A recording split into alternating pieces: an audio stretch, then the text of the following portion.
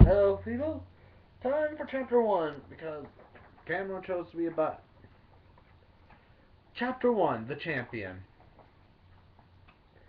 A lone soldier came to the land for his emperor demanded it. He was to hold the emperor's investment in the land. He was also demanded to get the high priest out of Valnos to protect his people's most sacred of things, the neophyte staff. It will grant the user the will of God. If it fell into the hands of a non-believer, it would mean disaster for the entire island and inhabitants. Each user was chosen through a series of trials known as the Holy Light Trials. This would grant the winner to become the next user of the staff. The trial would only be granted to the priests and only in the 9 days of the high priest. The lone soldier would have to retrieve the high priest before the corrupted would fall upon them all. Are you the paladin? A holster-shot soldier asked. I am, he briefly answered the soldier. You're a lot younger than I thought. We have been ordered to guide you through the city. The paladin nodded his head and followed. You see, we are being attacked at all sides. We had to ask for alliances with the elves and dwarves of the land. The dwarves were more than happy to join us. They have always been in for the great divines. And the elves. Many were a little problematic to join our cause. Show me your command center. That would be the castle guarded in these lands, but I'm sorry, you don't have authorization here. The paladin stopped as a group of holster gun soldiers ran past, followed by groups of bombardos of swordsmen. The paladin followed the soldiers. He reached the wall all the soldiers were heading to. It had a breach inside the inner corridors or at the entrance of the walls. Groups of heretics began fighting the defense squad. The groups were falling to the superior numbers of the heretics. Soon the paladin walked past the fallen and injured soldiers. He lifted up a blade with a sapphire at the end. This indicated as one of the 4 holy swords of the divine Lord Vala. The heretics didn't know that as they charged to their deaths. He slashed at the air.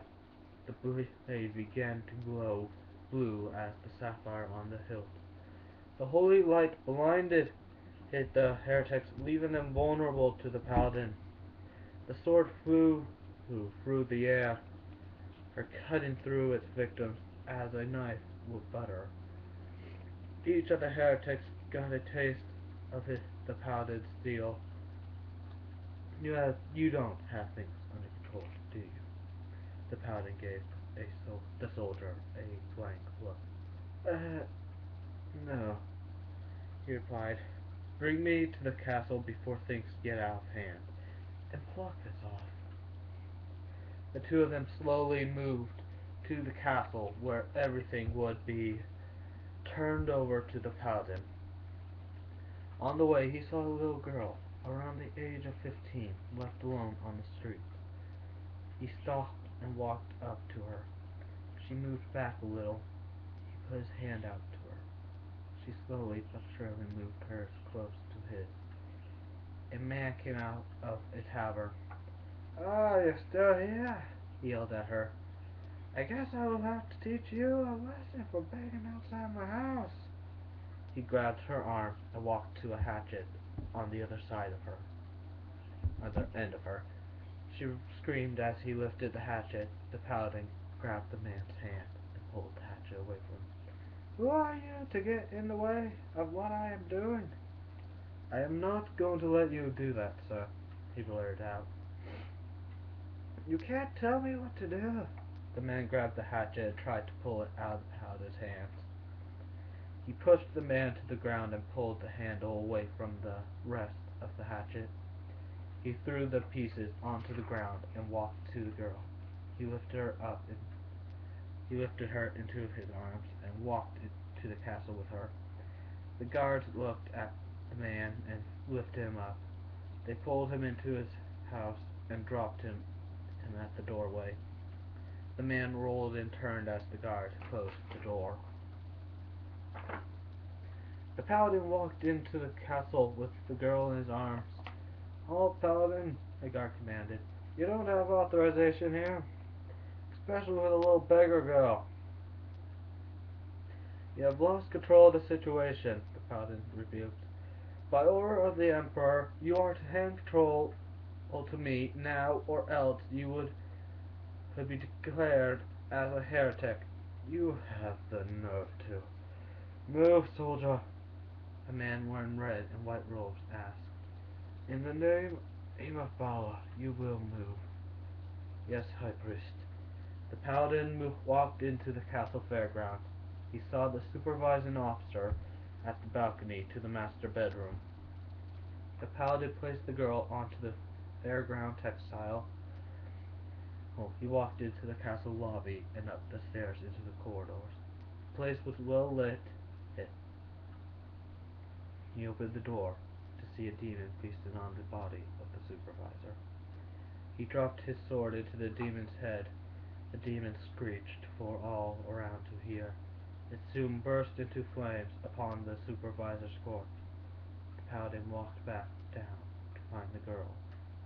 The guards were yelling up at the tree, with a few of them jumping. "Come down," was one of the few words heard. "It is just a cat, that girl. It is not worth climbing up to get." "I won't come down until the paladin returns," she shouted down at them. The paladin shook his head left and right as to what was going on. He walked up to the tree to get her down. He pulled himself up onto a branch and grabbed both her and the cat. The cat purred and circled the paladin.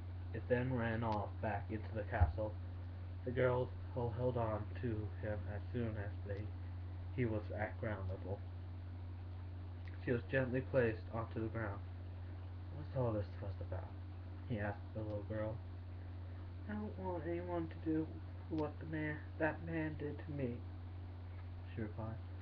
"They are the guards, and they wouldn't do that." "Yes, they would. They did it last night to another beggar. He was just asking for food, and two guards came up to him. They beat him until he wouldn't move or resist them." "Where did you see this?" "Where you found me." The paladin lifted his sword and walked down onto the man's house. When night came, a beggar was sitting out on the corner, begging for food. Two guards walked up to him. They both drew their swords and pointed at him. "That is enough," the paladin commanded. "This isn't what it looks like." One of them cowered. "The two of you are relieved of duty. Hand in your swords and armor immediately, or else I will be forced to end you here." One of them dropped both and ran off. The other pointed his sword at the paladin. He sighed and lifted his sword to the traitor guard. The guard charged at him with his sword pointing at the paladin's chest. The paladin swung his sword, cutting through the blade. The blade became dull and wouldn't hurt anyone anymore. Then the guard lifted his armor and threw it to the paladin. Two holster-shot gunsmen grabbed the man and dragged him off. The paladin walked into the castle corridors and soon found the little girl's room. He opened the door and walked to the bedside. She came out from underneath and sat down next to him. "Hey," the paladin softly said. "Hey," she returned. "I never got your name. What is your name?" My name is Seth. She smiled, then laid her head down on his lap. Seth smiled at her. Morning came earlier than expected for him. He left the castle bedrooms down to the science advisor of the land. He walked into a dim, candle-lit room. Seth walked past small containers filled with machine parts. Nothing like the Mad Dr. Frankenstein. A man half the size of Seth came down on a small floating platform. "How may I be of service?" he asked. "What new tech do you have to improve our war efforts?" Seth pondered. The small man hit a button on his machine that released a small platform under Seth's feet. It flew up with the man into 20 feet of cabinets. He searched the cabinets for something. His bony fingers pulled open a cabinet. "Here you are," he finally said. "What is it?" Seth asked. It is a build beacon. Once placed, it will build any building of your choice.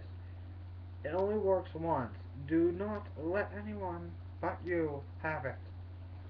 Seth nodded his head and left the castle grounds. His direction was the mountain pass wall to strengthen its defense with the money given to him from the royal treasury and castle funds. There's chapter 1. Hope you people are happy with it so far.